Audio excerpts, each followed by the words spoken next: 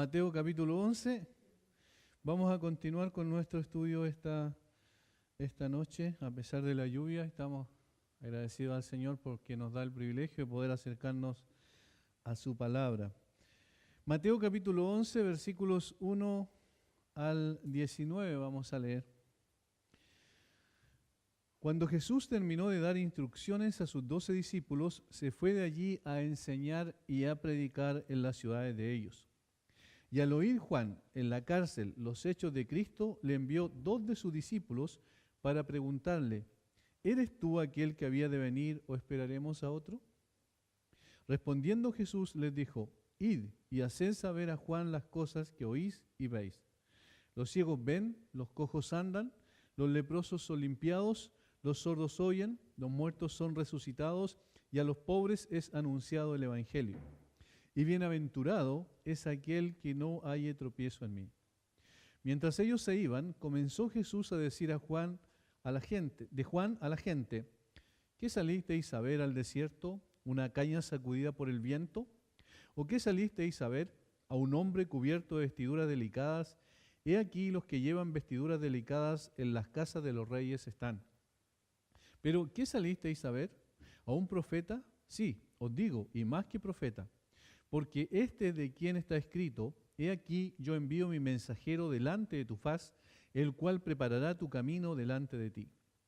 De cierto os digo, entre los que nacen de mujer no se ha levantado otro mayor que Juan el Bautista, pero el más pequeño en el reino de los cielos mayor es que él. Desde los días de Juan el Bautista hasta ahora el reino de los cielos sufre violencia y los violentos lo arrebatan, porque todos los profetas y la ley profetizaron hasta Juan. Y si queréis recibirlo, él es aquel Elías que había de venir. El que tiene oídos para oír, oiga. Mas, ¿a qué compararé esta generación? Es semejante a los muchachos que se sientan en las plazas y dan voces a sus compañeros, diciendo: os tocamos flauta y no bailasteis, os endechamos y no lamentasteis. Porque vino Juan, que ni comía ni bebía, y dicen: demonio tiene. Vino el Hijo del Hombre, que come y bebe, y dicen: he aquí un hombre comilón y bebedor de vino, amigo de publicanos y de pecadores. Pero la sabiduría es justificada por sus hijos. Nosotros estuvimos estudiando la semana anterior de la anterior, porque el jueves no pudimos estar acá. Los primeros 6 versículos, si ustedes se recuerdan, estuvimos hablando de la duda de Juan. Cómo él, cuando estaba en la cárcel, después de haber tenido la experiencia de haber visto al Señor Jesucristo, de haberlo presentado como el Mesías, como el Cordero de Dios que quita el pecado del mundo, después de haberle dicho a sus discípulos que era necesario que Jesús creciera y que Él menguase, después de poder describir al Señor Jesucristo como aquel que era después de Él, que venía después de Él, pero era antes de Él, es decir, como el Eterno, después de haber hecho descripciones tan gráficas y tan claras de la persona y el carácter del Señor Jesucristo, luego Él, cuando está en la cárcel, tiene algunas dudas al respecto. Y nosotros respondimos a esa pregunta de la duda de Juan con lo que el Señor Jesucristo había dicho. Y él le dice: bueno, los hechos hablan más fuerte que las palabras, y de hecho no solo los hechos, sino también el mensaje que se proclama, el versículo 5, en la respuesta del Señor Jesucristo, de tal manera que Juan pudiese tener la tranquilidad de, estando ahí en la cárcel, y posteriormente iba a ser asesinado, iba a ser ajusticiado en la cárcel por causa de haber predicado la verdad, de no haber transado con el mensaje. Sin embargo, Jesús le dice que no se preocupe, en otras palabras, que efectivamente el Mesías estaba presente y él era el Mesías, a través de los hechos y a través del mensaje que era predicado. Y luego entonces, del versículo 7 al versículo 15, el Señor Jesucristo va a aprovechar la circunstancia que se produjo con la venida de los discípulos de Juan a hacer esa pregunta determinada, si era él el Mesías o había que esperar a otro. Entonces, él aprovecha ese momento para poder hablar sobre Juan, para poder elogiar a Juan en un sentido, pero al mismo tiempo para que no tuviesen un error en su cabeza, en su mente, en la concepción que tenía la gente respecto de quién era realmente Juan. ¿Por qué? Porque el Señor Jesucristo conoce increíblemente las motivaciones del corazón, los pensamientos, las intenciones que hay en el corazón de las personas de tal forma que era evidente que aquellas personas que estaban a su alrededor y que habían escuchado algo de la conversación, pueden haberse preguntado, pero ¿cómo si Juan dijo que Jesús era el Mesías, era el Cordero de Dios que quita el pecado del mundo? Y Juan dijo que Jesús era el Mesías. ¿Por qué ahora duda?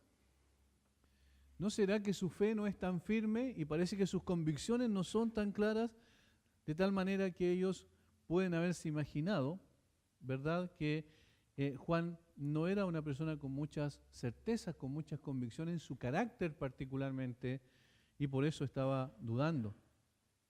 Ellos estaban especulando, probablemente en sus corazones, cavilando dentro de sí respecto a la falta de fe de Juan o su comportamiento un tanto ambivalente o contradictorio, como nosotros vimos la semana pasada, no tenía nada que ver con eso, pero las personas que estaban alrededor y que escucharon la conversación y los discípulos de Juan haciendo la pregunta, pueden muy bien haber pensado de esa manera.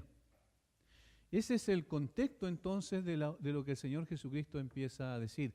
Jesús no está elogiando a Juan por elogiarlo, Jesús no está tratando de colocar a Juan en el centro, sino que al contrario, nosotros aprendemos de Jesús aquí algo mucho más profundo y que tiene que ver con la concepción que Él tiene del ser humano. Él conoce perfectamente el corazón humano.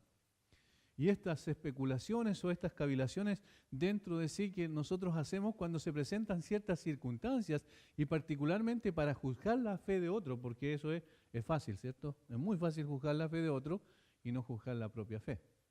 Es muy fácil amplificar el pecado de los demás o el supuesto pecado y disminuir o silenciar el nuestro. De tal manera que el Señor conoce perfectamente lo que estaba ocurriendo y entonces va a hablar de Juan, aprovechando la ocasión, y va a decir quién era él. Y esto es lo que nosotros tenemos en los versículos 7 al 15. Y luego va a haber una aplicación del versículo 16 al 19 que tiene que ver con la persona de Jesús, porque en definitiva la Biblia revela el carácter de la persona de Dios, del Dios Trino. Y en este caso es el carácter del Señor Jesucristo el que aparece aquí también y la forma en que las personas lo concebían y cómo reaccionaban frente a él. Por tanto, Juan el Bautista va a recibir de Jesús un testimonio de lo que es él, habiendo Juan primeramente dado testimonio de Jesús, ahora Jesús da testimonio de él. Esto es muy, muy interesante.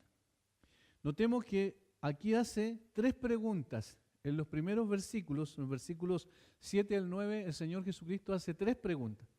Y esas 3 preguntas, digamos, las 2 primeras preguntas son preguntas retóricas, es decir, que tienen una respuesta obvia y evidente, en este caso una respuesta negativa. Las primeras 2 importan una respuesta negativa, como dije, y enfatizan el carácter de Juan. Porque la gente, ¿no será que Juan era un poco ambivalente en su fe? ¿No será que Juan estaba flaqueando en su fe? ¿No será que Juan no tenía un carácter tan firme como aparentemente tenía? Y entonces el Señor Jesucristo hace 2 preguntas en relación al carácter de Juan. Y la tercera, es el mismo Señor Jesucristo que responde a la tercera pregunta. ¿Pero qué salisteis a ver? ¿A un profeta? Sí, os digo más que un profeta. Es decir, el mismo Señor Jesucristo hace una afirmación categórica de la misión de Juan. Entonces aquí tenemos las 2 cosas, los 2 grandes encabezados que nos van a servir para empezar a profundizar en el estudio. Primero, el carácter, la integridad de carácter de Juan, en los primeros 2 versículos, y luego del 9 al 15, la integridad del mensaje de Juan, o sea, de la función que él cumplía, de la misión de Juan, mejor dicho. Entonces, la integridad del carácter de Juan el Bautista y luego la integridad de la misión de Juan el Bautista, cómo él cumplió perfectamente como un enviado de Dios, como un mensajero delante de tu faz, como dice el versículo 10, y aquí yo envío mi mensajero delante de tu faz, el cual preparará tu camino delante de ti, citando a Malaquías 3:1. De tal forma que el Señor Jesucristo va a mostrar categóricamente que Juan no es lo que ellos podían imaginarse que era, sino que al contrario, era aquel que cumplió perfectamente con lo que Dios le había encomendado. En esta última respuesta, el Señor Jesucristo va a enfatizar entonces la labor de Juan como aquel que inaugura el tiempo del reino de los cielos. El reino de los cielos se ha acercado, dijo Juan en su mensaje, ¿recuerdan? Jesús repitió el mismo mensaje posteriormente y es interesante porque Juan está entre dos tiempos o dispensaciones, como le llaman normalmente, que se termina una y se inaugura otra. Juan es el último profeta del Antiguo Testamento, aunque está en el Nuevo Testamento. Del Antiguo Pacto, vamos a decirlo de esa manera, ¿cierto? Y después comienza el Nuevo Pacto con el Señor Jesucristo, que es sellado con su obra en la cruz, como bien sabemos. De tal manera que Juan es el último y al mismo tiempo es la introducción para la segunda fase de la revelación de Dios, que viene siendo la obra del Señor Jesucristo en la cruz. Juan habló sobre el reino, predicó sobre el reino, el evangelio del reino, pero los discípulos de Jesús predicaron después sobre el Señor Jesucristo, sobre su obra consumada y definitiva, el evangelio de Jesucristo. Por eso nosotros vamos entonces a abocarnos a estos dos grandes apartados o encabezados que nos van a ayudar, capítulo 11, versículos 7 y 8 y capítulo 11, versículos 9 al 15, donde el Señor Jesucristo da testimonio de Juan.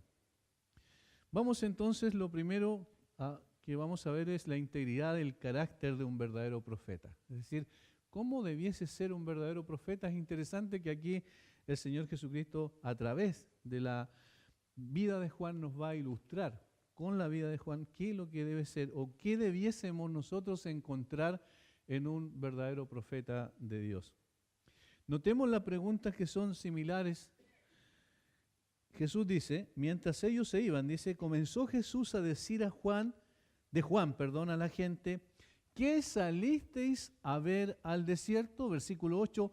¿O qué salisteis a ver? Versículo 9. ¿Qué salisteis a ver? Se repite la misma pregunta. ¿Por qué? ¿Qué es lo que quería enfatizar el Señor Jesucristo? Era una pregunta reflexiva, es decir, que le hiciera pensar a ellos cuál era la razón por la cual buscaron a Juan. ¿Por qué multitudes se agolparon para ir a escuchar a Juan al desierto? Recordemos el contexto en el cual se dio su ministerio.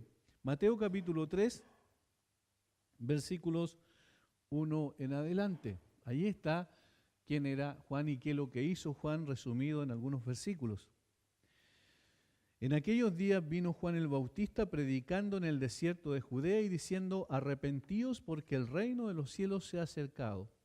Pues este es aquel de quien habló el profeta Isaías cuando dijo, voz del que clama en el desierto, preparad el camino del Señor, enderezad sus sendas. Y Juan estaba vestido de pelo de camello y tenía un cinto de cuero alrededor de sus lomos y su comida era langostas y miel silvestre. Y salía a él Jerusalén y toda Judea y toda la provincia de alrededor del Jordán. Y eran bautizados por él en el Jordán confesando sus pecados. Fíjense lo que dice ahí. Salía a él Jerusalén y toda Judea y toda la provincia alrededor del Jordán. Es decir, mucha gente. Es una forma expresiva de decir que venían de diferentes lugares geográficos de alrededor donde él estaba predicando. ¿Qué fue lo que atrajo entonces ese interés de la gente? Y eso es lo que el Señor Jesucristo está diciendo aquí. ¿Qué salisteis a ver? ¿Por qué se agolpó la gente en torno de Juan? ¿Cuál era la motivación del corazón de las personas? ¿Qué querían encontrar en Juan? ¿Por qué les atrajo a Juan? Esa es la pregunta. ¿Qué salisteis a buscar al desierto? ¿Qué buscaba la gente cuando viajaban grandes distancias para escuchar a Juan? ¿Era el interés por escuchar a un hombre de doble ánimo, voluble, sin convicciones, vacilante? Por eso la primera pregunta dice, ¿salisteis a ver una caña sacudida por el viento? Y esa es una metáfora para hablar de un junco. Un junco, ¿cierto? Cuando uno lo ve y cuando hay viento, el junco se mueve de un lado a otro. No se rompe, pero se mueve de un lado a otro. Es una forma de decir que tenía un carácter vacilante. Ahora, ¿por qué el Señor Jesucristo hace esa pregunta? Porque obviamente, como dije, es evidente que el Señor estaba viendo lo que había en los corazones de la gente y algunos pensaron, Juan no tenía una sola línea, quizás era una persona de doble ánimo, porque una vez dijo esto de Jesús y ahora pregunta, ¿será realmente el Mesías o no? Entonces allí el Señor Jesucristo coloca esta pregunta retórica, reflexiva, que lleve a la gente a pensar un momento para ver de qué se trata, quién es Juan, por qué, qué salieron ellos a buscar respecto de él. No poco de aquellos que salían a ver a Juan eran simples espectadores, curiosos, nada más. Recordemos que el mismo texto de Mateo 3 que leímos delante dice que habían fariseos que iban a escuchar a Juan. Y al ver él que muchos de los fariseos y de los saduceos, miren, muchos, venían a su bautismo, les decía: generación de víboras, ¿quién nos enseñó a huir de la ira venidera? Ellos se iban a bautizar. Ellos iban arrepentidos realmente. Es decir, había un interés en ellos, una motivación correcta para escuchar a Juan, porque sabían que tenían algo en su corazón que debía ser satisfecho. ¿Sabían que tenían la necesidad de reconciliarse con Dios? Obviamente que no, porque ellos eran orgullosos de su religión y pensaban que eran de hecho los mejores creyentes que había. De tal manera que la motivación de estas personas no era correcta. Y Jesús entonces hace la pregunta: ¿qué salisteis a ver al desierto? ¿Qué es lo que pretendían de Juan? ¿Cuál fue el interés real por el cual fueron a buscarlo o fueron a escucharlo? Muchas veces, como dije, era curiosidad. No necesidad de escuchar a un hombre que hablaba con autoridad la palabra de Dios. No era necesariamente eso lo que los atraía. Simple curiosidad. Muchos iban a Juan a ver qué pasaba. No tenían verdadero interés en escuchar. No sentían la necesidad de arrepentimiento. No era que su conciencia las remordía interiormente y les decía que estaban mal, que estaban equivocados y por tanto debían actuar de una manera distinta. Debían producirse un cambio en su vida. No tenían ese interés necesariamente. No todos, por supuesto, pero algunos y muchos probablemente iban de esa manera y con esa motivación. Sus conciencias no estaban inquietas respecto a su necesidad espiritual. ¿Qué pasa hoy día? Es muy distinto. ¿Cuál es la razón por la cual la gente viene a las iglesias? ¿Cuál es la motivación real de sus corazones? ¿Qué es lo que están buscando realmente? Hoy podemos hacer esa misma pregunta. ¿Qué busca la gente en una iglesia? ¿Cuál es su verdadera motivación? ¿Desean escuchar por curiosidad o porque saben que tienen la necesidad de la palabra de Dios? Cuando escucha la palabra por medio de un hombre, ¿qué persona espera encontrar? ¿Qué carácter espera encontrar en esa persona? ¿Les interesa realmente el carácter? Es interesante que muchos de los movimientos sectarios, por ejemplo, que hay en el día de hoy y de los movimientos masivos que atraen a millones de gente a ese tipo de movimiento, no les importa el carácter de los líderes. No tienen ninguna preocupación por cuál es el carácter de los líderes. Les interesa el mensaje que les hace cosquilla en los oídos, eso que como que los seduce porque tienen precisamente lo que ellos andan buscando. ¿Por qué el Evangelio de la Prosperidad es tan potente en el día de hoy? ¿Por qué atrae tanta gente? Porque eso es lo que la gente quiere prosperidad. Entonces viene alguien y le dice: mira, si tú das esto, el Señor te va a multiplicar, sacando versículos de contexto, a 50, 100 por uno, entonces tienes que hacerlo. Siembra tu semilla y entonces vas a tener la recompensa de parte de Dios. A la gente le importa un poco el carácter de aquel que está exponiendo, en ese caso, un mensaje falso, con un carácter que no tiene nada que ver con lo que él está presentando. ¿Cuál era la motivación por la cual la gente iba a Juan? Entonces el Señor Jesucristo quiere indagar un poco más adentro, si ustedes se fijan, al corazón. Quiere hacerles pensar a la gente, colocarse frente a un espejo y decir: a ver, realmente, ¿por qué? ¿Por qué salimos al Jordán? ¿Cuál fue el deseo por el cual fuimos a Juan a escuchar? ¿Era curiosidad? ¿Íbamos a ver qué pasaba? ¿O realmente era porque teníamos una necesidad en nuestro corazón? Entonces, notemos cómo se relacionan las cosas. ¿Qué es lo que está haciendo de esa manera el Señor Jesucristo? Está sacando el equivocado concepto de que Juan era una persona voluble, que Juan era una persona que no tenía carácter, que Juan era una persona que se acomodaba, que Juan era una persona que no tenía firmeza y convicciones. La respuesta entonces es evidente. ¿Qué salisteis a ver al desierto, una caña sacudida por el viento? Si eso salieron a ver, entonces no tenía sentido. ¿Para qué salieron a ver una persona que no tenía ninguna convicción? Entonces la respuesta es negativa. ¿Por qué? Porque Juan era un hombre de carácter. Juan era un hombre de carácter. No débil, no voluble, no sin convicción, no una caña sacudida por el viento que iba de un lado a otro, ¿cierto? No, por el contrario. Fueron a él, y esto es lo que era lógico, porque era un hombre, un profeta de convicciones profundas. De convicciones profundas, firmeza de carácter, valiente. Un profeta con un mensaje firme, directo, que no se amilanaba por las personas si las personas opinaban una cosa u otra cosa de él. Él no estaba preocupado para ir a ver qué es lo que la gente va a opinar después de que yo doy este mensaje. No había ninguna preocupación en Juan por la manera en que la gente reaccionara. Obviamente su deseo, su anhelo era que la gente se arrepintiera, pero no había preocupación por la reacción de las personas hacia su propia persona. Recuerden cuál es la razón por la cual estaba en la cárcel. No fue precisamente porque se amilanó ante el rey. No fue precisamente porque era un cobarde que se acomodaba a las circunstancias. Para nada, al contrario. Esto muestra el carácter de un verdadero profeta de Dios. Un verdadero profeta de Dios se para y predica y enseña y presenta el mensaje de Dios. Y si a la gente le molesta ese mensaje, a él no le preocupa. Juan tenía esa convicción. Un profeta con un mensaje firme y directo. Era un hombre con un mensaje incendiario inclusive. Vamos al capítulo 3 de Mateo nuevamente para recordar qué es lo que predicaba Juan. Juan decía que había un lugar en el cielo para todo aquel que repitiera una oración.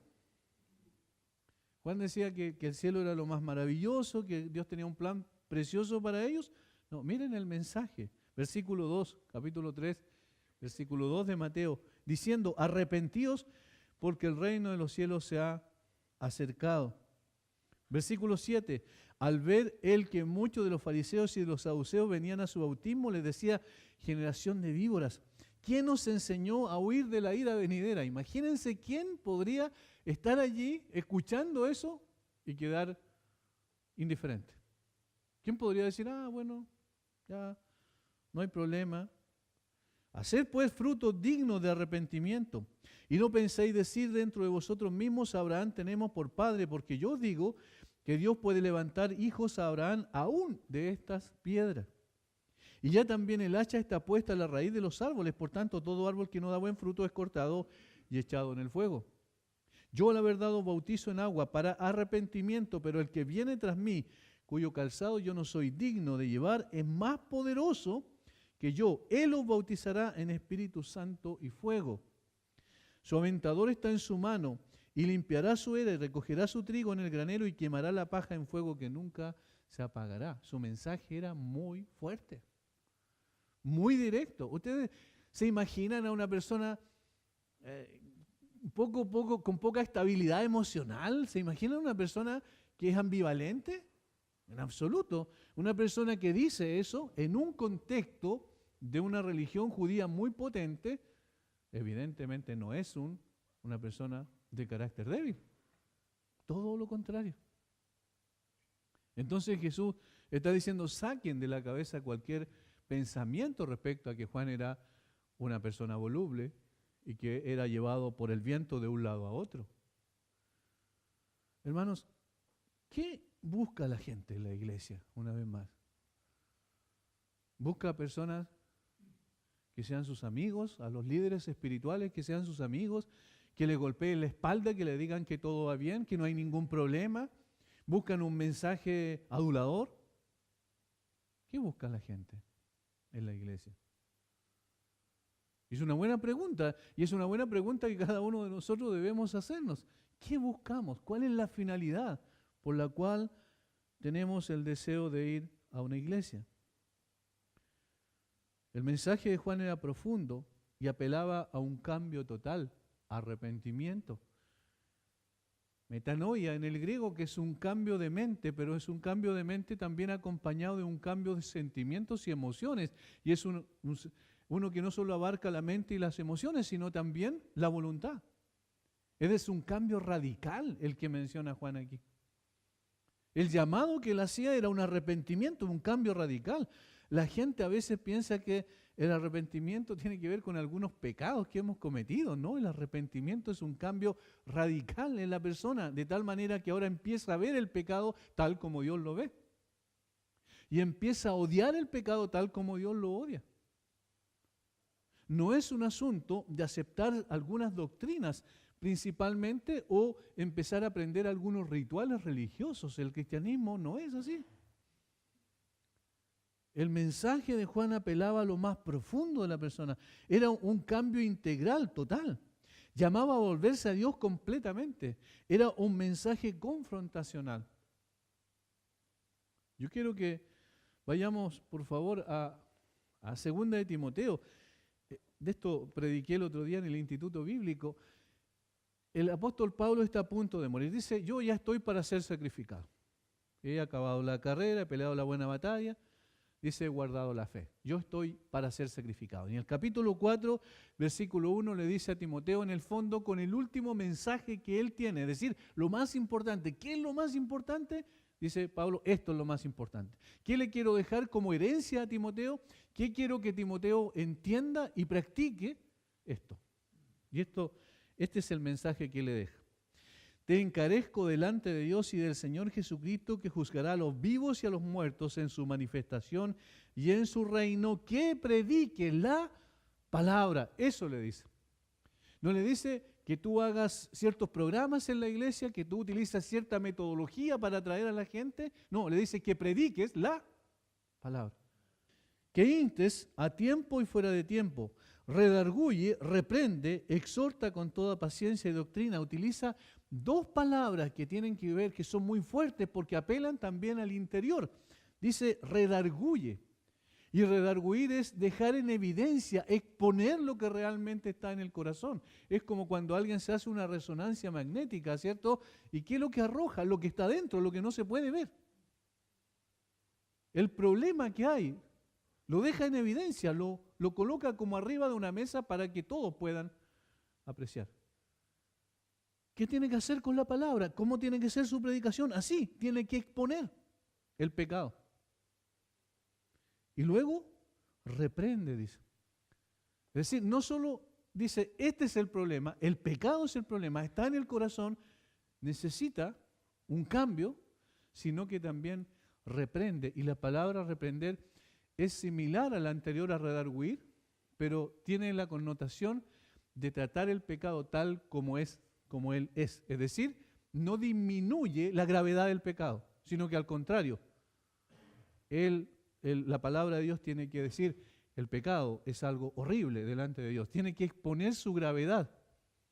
Tiene que ver que el pecado precisamente y la razón por la cual Jesucristo murió en la cruz y tuvo que pagar un tan alto costo es precisamente ese. Entonces un profeta de Dios, como es el caso de Juan, estaba cumpliendo perfectamente, porque su carácter no era un carácter voluble, sino firme, con convicción en la verdad. Esto lo demostró al no transar ni acomodar su mensaje según las circunstancias. Herodes, ¿por qué razón lo tenía preso? ¿Por qué razón después le cortó la cabeza? Porque denunció su corrupción moral. Porque dijo tal cual lo que estaba pasando. Si hubiese sido una persona de doble ánimo, seguramente se hubiese acomodado a las circunstancias. ¿Cuánta gente hoy se acomoda? ¿Cuántos supuestos líderes espirituales se acomodan? Vi una fotografía en el internet que me dolía en el alma pensar que la iglesia evangélica está tan desviada en nuestro país. Había una imagen, una fotografía donde en un púlpito estaba Guido Girardi, el mayor abortista de Chile. Un hombre que dice que el feto es una combinación de ADN y proteína. No es un ser humano. Pero lo tenían en un púlpito. Esa es una falta de comprensión de lo que significa ser un verdadero creyente y ser un verdadero profeta de Dios. O sea, yo jamás podría pensar que venga alguien, que venga un político y se gane detrás del púlpito. Para un político que claramente tiene un carácter deplorable. Una corrupción absoluta, ¿no? Ese hombre. No estamos hablando de odio, sino que estamos hablando de cómo le vamos a dar el púlpito a una persona así. ¿Y por qué? Imagínense a Juan el Bautista frente a Herodes, diciendo, bueno, ya Herodes está con la mujer del hermano, pero no importa. Si Juan hubiese actuado así, hubiese mostrado un carácter que no es el carácter de un profeta de Dios. Entonces Jesús dice, no, este es el verdadero carácter de un profeta de Dios. No tranza según las circunstancias. Cuando estaba estudiando el pasaje, pensaba en lo que Pablo hizo. Y la verdad es que es muy similar. Yo quiero que vayamos a 1 Tesalonicenses capítulo 2. Es muy interesante lo que está diciendo allí en los versículos 1 al 6. Miren lo que Pablo dice aquí respecto de su mensaje y su carácter. Porque vosotros mismos sabéis, hermanos, que nuestra visita a vosotros no resultó vana, pues habiendo antes padecido y sido ultrajados en Filipo, como sabéis, tuvimos de nuevo en nuestro Dios para anunciaros el Evangelio de Dios en medio de gran oposición. Porque nuestra exhortación no procedió de error, ni de impureza, ni fue por engaño, sino que según fuimos aprobados por Dios para que se nos confiase el Evangelio, así hablamos, no como para agradar a los hombres. Juan no agradó a los hombres en su mensaje, Pablo tampoco, sino a Dios que prueba nuestros corazones. Porque nunca usamos de palabras lisonjeras, como sabéis, ni encubrimos avaricia, Dios es testigo, sus motivaciones eran correctas. Ni buscamos gloria de los hombres, ni de vosotros, ni de otros, aunque podíamos seros carga como apóstoles de Cristo. Pablo no andaba tras el dinero de la gente. Pablo no andaba tras la aceptación y el aplauso de la gente. Juan tampoco. Un verdadero profeta de Dios, una persona que es un mensajero de Dios, que habla en nombre de Dios, no está interesado en ese tipo de cosas. Lo que quiere hacer es decir la verdad tal cual como Dios la ha dicho. Por tanto, Juan no era una caña sacudida por el viento. Tenía carácter firme, convicciones profundas. Entonces Jesús está diciendo, cuidado con pensar de Juan equivocadamente. Porque él, sí, bien es cierto, hizo una pregunta, eso no significa que él tenía un carácter voluble. Lo segundo, versículo, volvemos nuevamente a nuestro texto de estudio, capítulo 11 de Mateo, versículo 8 dice, ¿o qué salisteis a ver a un hombre cubierto de vestiduras delicadas? He aquí los que llevan vestiduras delicadas en las casas de los reyes están. Esta segunda pregunta también tiene que ver con lo mismo, es decir, Juan no era lo que ustedes o lo que alguien se puede haber imaginado. Cuando ustedes salieron al desierto, ustedes no fueron al desierto a ver a personas con vestiduras reales, es decir, con vestiduras de la corte real, porque obviamente un profeta de Dios no es así. Aquí el Señor confronta a sus oyentes con la pregunta y apunta ahora a su integridad moral. Primero era su integridad de carácter y ahora su integridad moral. ¿Salieron a ver al desierto un hombre con vestiduras delicadas? Las vestiduras de Juan eran toscas, ¿recuerdan? Toscas, propias del lugar donde ministraba. Eran cueros de animales. ¿Por qué? Porque un profeta de Dios no está preocupado por lo exterior. No está preocupado por aparecer como una persona muy importante. Yo quedo sorprendido cuando veo a los supuestos representantes de la iglesia evangélica en Chile, en Santiago, con una cantidad de anillos de oro en las manos. Pues supuestamente eso es síntoma de que ellos son hijos de Dios y que son siervos de Dios. El siervo de Dios aquí era un hombre muy simple, muy común y corriente, con vestiduras incluso toscas, como dije. Su sencillez se expresaba en su vestimenta. Sus vestidos no eran importantes, sí su mensaje. Sus vestidos no eran importantes, sí su mensaje. Su mensaje era trascendente porque apuntaba al problema real del hombre. No trataba de aparentar, sino que decía, como un profeta de Dios, este es el mensaje y ustedes tienen que cambiar su corazón, ustedes tienen que dar un vuelco en su vida. Tiene que haber un arrepentimiento integral. No buscaba atraer la atención sobre sí, sino sobre su mensaje y sobre aquel a quien él anunciaba. Dice, yo bautizo en agua, pero el que viene tras de mí, Él va a bautizar en el Espíritu Santo y fuego. Él sí es poderoso. Coloquen su mirada en Él. Juan trata de desviar la mirada de la gente de Él hacia Cristo. Entonces era totalmente distinto su manera de pensar y de actuar. No era un hombre de la corte del rey, que muchas veces ostentaban sus altos cargos ganados por intrigas políticas o adulando al rey y aplaudiendo sus decisiones. Que es similar a lo que pasa en el día de hoy. Es decir, esas personas que tenían vestiduras, digamos, de la corte real, estaban en ese lugar porque habían hecho vista gorda a la corrupción y porque al contrario ellos estaban tratando de adular al rey, de decirle palabras extraordinarias, que era lo mejor, ¿cierto? Intentando ganarse el favor del rey. No importa las artimañas que usasen para eso. Y por eso dice el Señor: he aquí los que llevan vestidura delicada en las casas de los reyes están. Si ustedes salieron al desierto, no salieron a ver a una persona vestida así, porque él tenía un carácter moral distinto. Las personas que están en la corte del rey, el Señor Jesucristo estaba haciendo mención de eso, lo más probable es que eran corruptas, pero Juan no lo era. Y por eso no andaba con vestiduras delicadas. Las personas que estaban en la corte se adaptaban a la corrupción de los gobernantes. Juan no. Un profeta de Dios es íntegro moralmente. No busca ascender en la escala social o ganarse el favor de los hombres con adulación e intrigas. No está aplaudiendo a la gente para después aparecer con los gobernantes de turno, ¿cierto? En algún tipo de ceremonia, donde todas vamos a verlo en el día de hoy, ¿cierto? Las aplicaciones, las cámaras de televisión están allí, las fotografías están allí, porque va a salir al lado del alcalde, al lado del gobernador, al lado del intendente, al lado del presidente o de algún parlamentario. No tiene ese interés. Un siervo de Dios no está para eso. Y Juan mostraba que su interés era otro. No se viste con ostentación para mostrar su nivel social. El profeta es un hombre de Dios que está preocupado por vivir y transmitir la verdad de Dios, de parte de Dios y delante de Dios, como dice Pablo en 2 de Corintios 2:17. Ese es su interés, es vivir y transmitir el mensaje, nada más.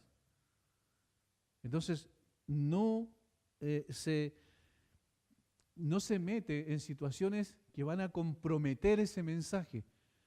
No está preocupado por sí mismo, está preocupado por el mensaje que transmite y por darle la gloria al dueño de ese mensaje para que la gente llegue a conocer a ese Dios, a ese Señor, y no esté preocupado de conocerlo a Él.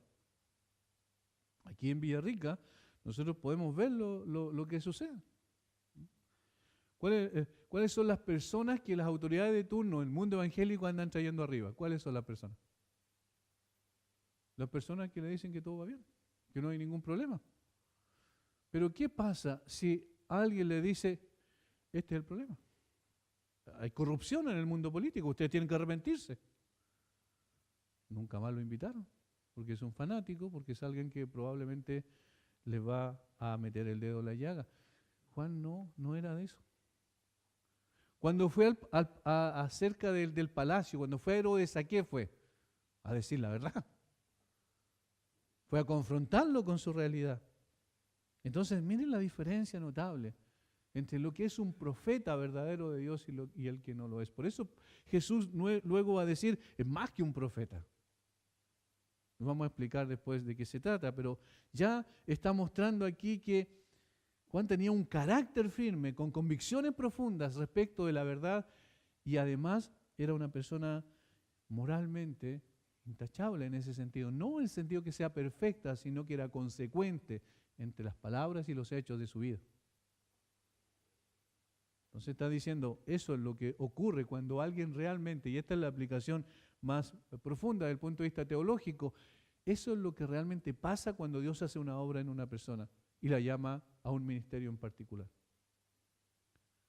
El Señor no nos va a pedir cuenta a nosotros los quienes nos ha llamado a predicar la palabra, cuántos amigos tuvimos en la iglesia A o B o C.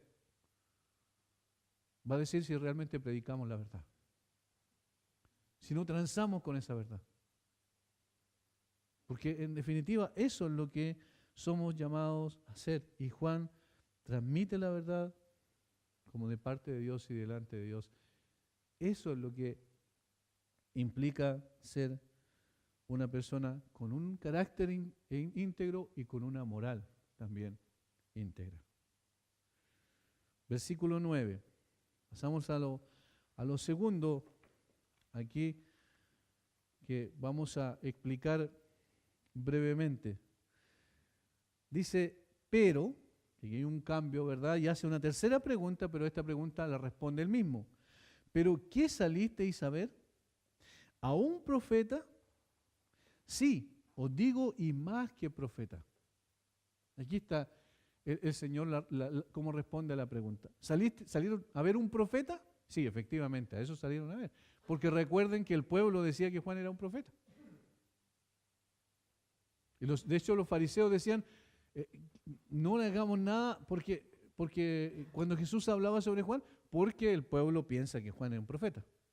De tal manera que cuando salieron al desierto, al Jordán, a escuchar a Juan, fueron a escuchar a un profeta. Excepto los fariseos que tenían otra intención.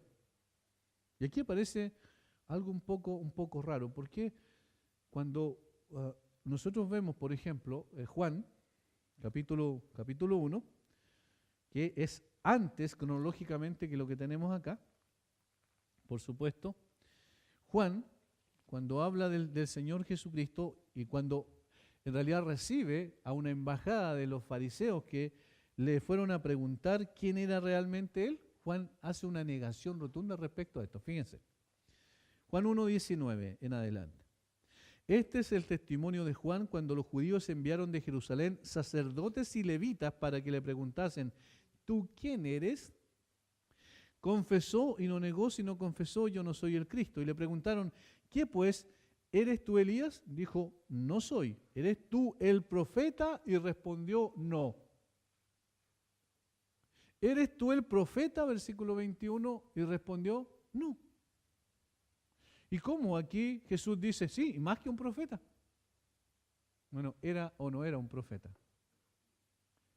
Y aquí es donde necesitamos entender cuando se refiere, ¿cuál es la pregunta? ¿Cuál es la intención de los fariseos cuando dicen aquí, ¿eres tú el profeta? Fíjense, es en singular. No le dice, ¿eres tú un profeta? Sino le dices, ¿eres tú el profeta? ¿Y a qué se referían? Deuteronomio 18. En esta reiteración de la ley que Moisés hace al pueblo en circunstancias que estaban a punto de entrar a la tierra prometida, en el Deuteronomio capítulo 18, versículo 18, Moisés dice lo siguiente. Profeta les levantaré de en medio de sus hermanos como tú, y pondré mis palabras en su boca, y él les hablará todo lo que yo le mandare. Es Dios hablando a Moisés, ¿cierto? Eso es el contexto, versículo 17.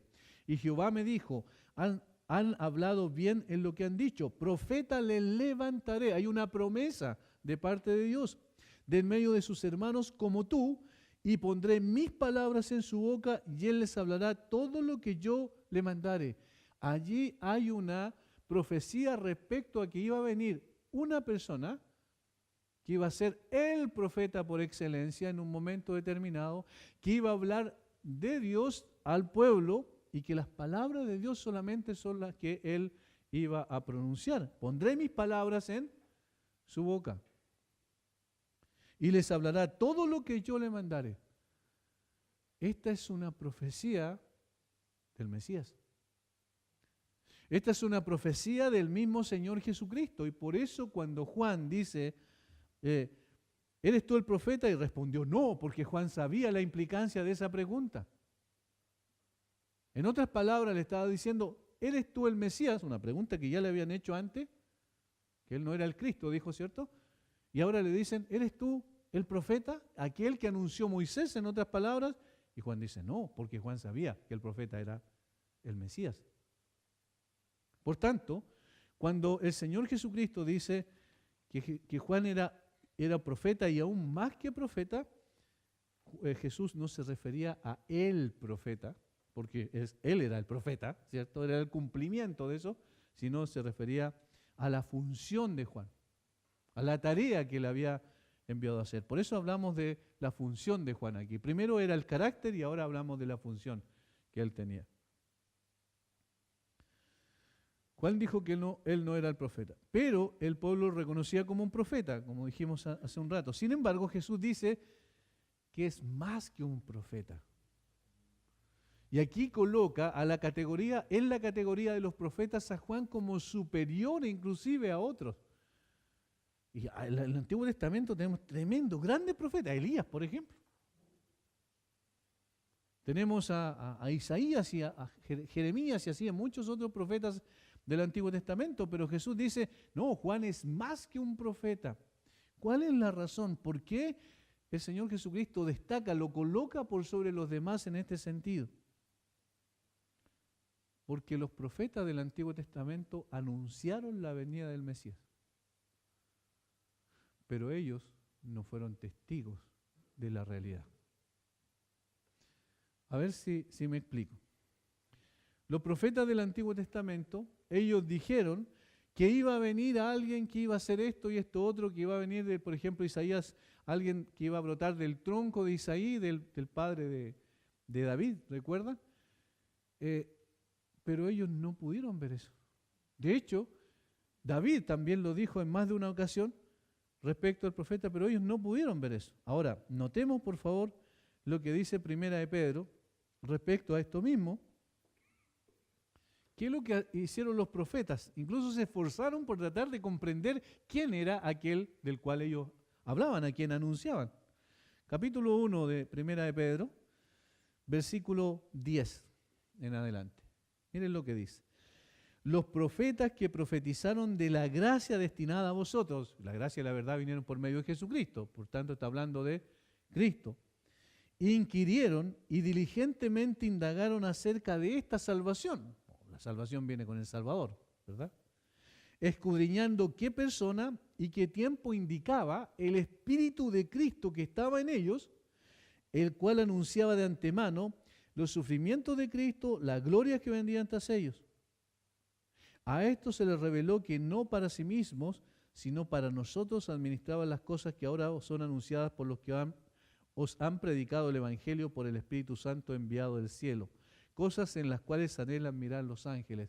O sea, los profetas anunciaron a aquel que iba a venir, pero no tuvieron el privilegio de poder ver y ser el precursor de ese Mesías. Y Juan tuvo ese privilegio.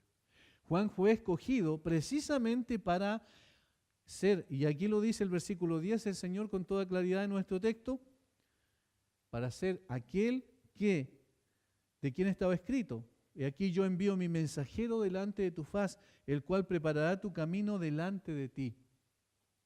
O sea, Juan iba a ser el mensajero de Dios mismo.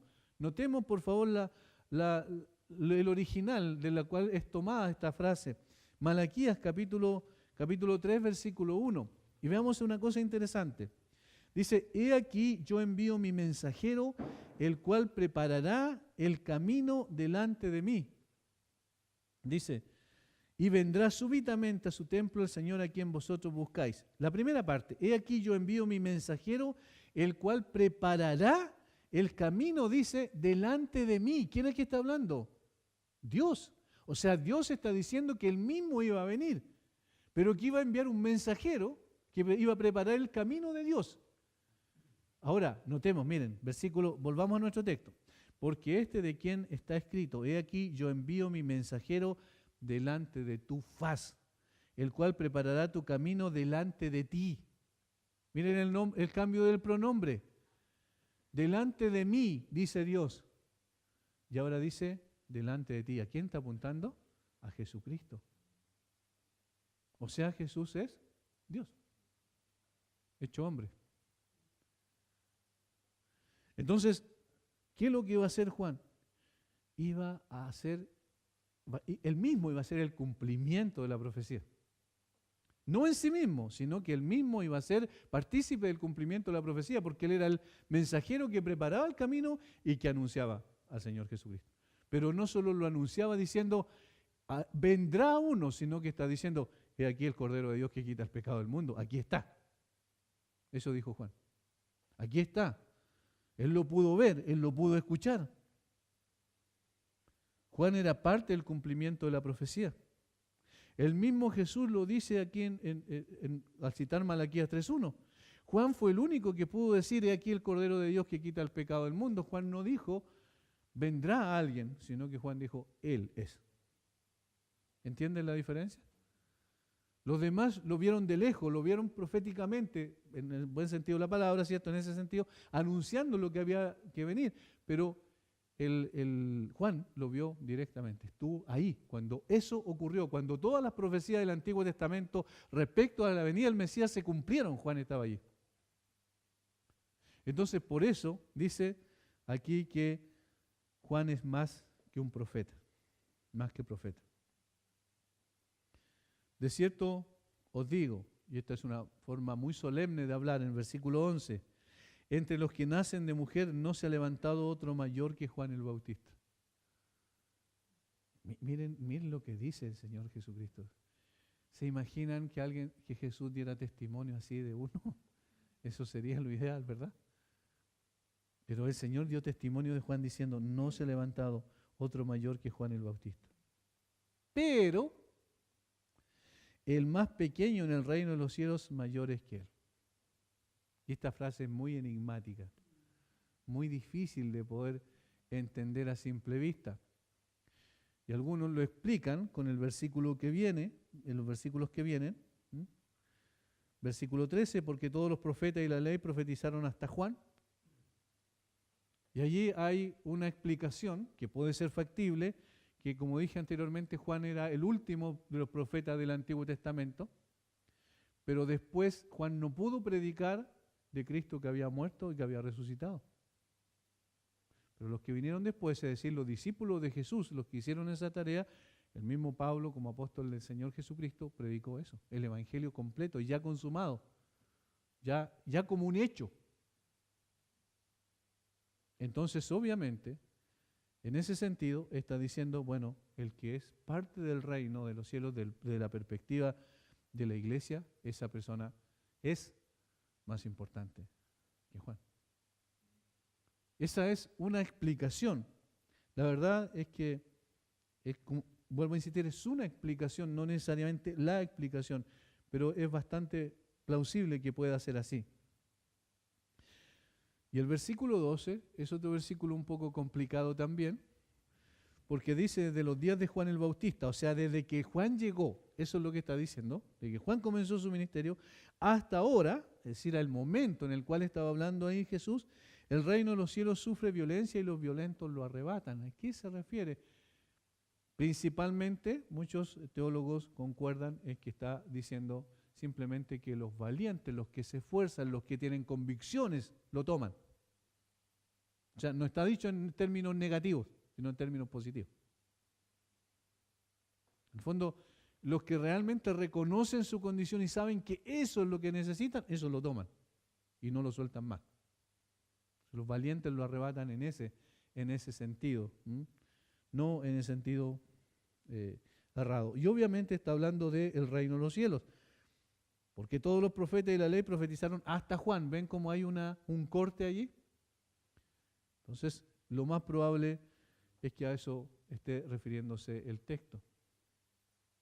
Versículo 14, y si queréis recibirlo, él es aquel Elías que había de venir. El que tiene oídos para oír, oiga. Él es aquel Elías que había de venir. No en el sentido de que Juan era Elías, literalmente, sino que aquel Elías que fue profetizado y que iba a venir antes de la venida del Mesías. En ese sentido, como mensajero, como Elías fue también un mensajero de Dios, así Juan lo iba a hacer, pero respecto a la misma persona del Mesías, de Jesucristo. Por tanto, estas dos partes, Jesús está diciendo en otras palabras que Juan cumplió perfectamente en carácter y en su misión lo que se le había encomendado. Con un carácter integral y con una moral integral y también con una misión que cumplió perfectamente de acuerdo a lo que Dios le había dicho. ¿Recuerdan a quién apuntaba Juan? He aquí el Cordero de Dios que quita el pecado del mundo. No apuntaba hacia él, por tanto cumplió la misión. Nosotros somos eso, nosotros somos simplemente canales por medio de los cuales explicamos la Escritura y la gente tiene que colocar su mirada en Jesucristo. La gloria de Jesús, la que se revela en las Escrituras, es la que nosotros presentamos en el mensaje. Pero la persona de Jesucristo es aquella a la cual deben colocar su mirada. Y Juan dijo eso. También tenía un carácter absolutamente de humildad. Cuando los discípulos le dijeron, el otro que está al otro lado que tú bautizaste anda bautizando a otros también, y los discípulos lo siguen, y hay muchos que lo siguen. Y Juan dijo, bueno, no hay problema, si es necesario que él crezca y que yo mengue. Ven, ahí hay un carácter correcto. Juan no andaba buscando el aplauso y la aceptación de la gente, aun cuando tuvo momentos de mucha fama, porque cuando estaba en el Jordán bautizando y predicando, mucha gente vino a él. Pero él no quedó en las nubes con eso, no se infló como decimos normalmente, sino que sabía que Jesucristo era la persona importante y él era simplemente un mensajero.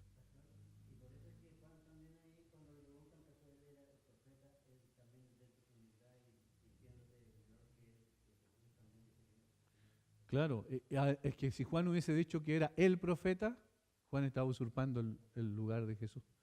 Y él sabía que eso era algo grave. Él no vino a la tierra, y ese es el punto, no vino a la tierra para traer la mirada hacia él, sino para ser un canal por medio de lo cual la gente colocara la mirada en Jesucristo. Y ahí se distingue un profeta de Dios hacia dónde está llevando el mensaje. Cuando predica la palabra, cuando enseña la palabra, ¿hacia dónde está trayendo la mirada de la gente? ¿Hacia él? Eso se puede ver, se puede palpar. Pero lamentablemente muchas veces hay poco discernimiento y la gente está colocando más la mirada de las personas que la persona de Jesús. Necesitamos nosotros aprender también de Juan, necesitamos nosotros también aprender a discernir, a comprender cuál es la diferencia entre un verdadero profeta de Dios y uno que no lo es. Porque muchos falsos profetas han salido por el mundo, dice Juan. De tal manera que en Juan el Bautista nosotros vemos a una persona distinta, diferente, a un mensajero de Dios realmente, y que cumplió cabalmente con lo que se le había dicho. Y él inauguró ese tiempo especial que tenía que ver con el reino de los cielos, con la predicación, arrepiéntanse, cambien absolutamente su manera de pensar, de sentir y de actuar, y entonces vuélvanse a Dios de todo corazón y van a ser entonces parte del reino de los cielos. Juan sabía que ese era el mensaje que debía predicar. Y también cada uno de los que el Señor ha llamado en el día de hoy tiene que predicar de esa manera, tiene que enseñar de esa manera, porque ese es el mensaje de Dios, no es algo que ha inventado él. Juan no creó su mensaje en su imaginación, ni atrajo la mirada de las personas hacia él, sino lo llevó hacia el Señor Jesucristo. Padre, gracias por este tiempo que hemos tenido alrededor de tu palabra, por cómo tú revelas, Señor, a través del carácter de hombres simples, comunes y corrientes, el verdadero carácter de un profeta. ¿Quién es un profeta de Dios? Juan está diciendo, o Jesús está diciendo, este es un profeta de Dios. No es para exaltar a Juan, sino es para exaltar la obra de Dios en Juan. Para mostrar que el que ha obrado en él, el que lo ha llamado, el que lo ha capacitado y el que lo ha transformado es aquel en el cual debe estar puesta nuestra mirada y nuestra admiración. Admiramos a aquel que hace la obra de cambio en nosotros y no a aquel que ha sido cambiado. Admiramos a Jesucristo, admiramos al Espíritu Santo de Dios, que es el que transforma la vida nuestra, y al Dios Padre Todopoderoso, a quien oramos y en la presencia del cual estamos, porque Él es el que ha constituido este plan perfecto de redención para el hombre perdido. Gracias, Señor, porque podemos honrar a la Trinidad, porque eres tú el que ha hecho la obra perfecta en nosotros. Queremos pedir que nos des discernimiento también para poder diferenciar, Señor, a los que sí son tus profetas y quienes no son tus profetas. Padre, en el día de hoy es más importante que nunca hacer aquello. Gracias por tu palabra. En el nombre de Jesús. Amén.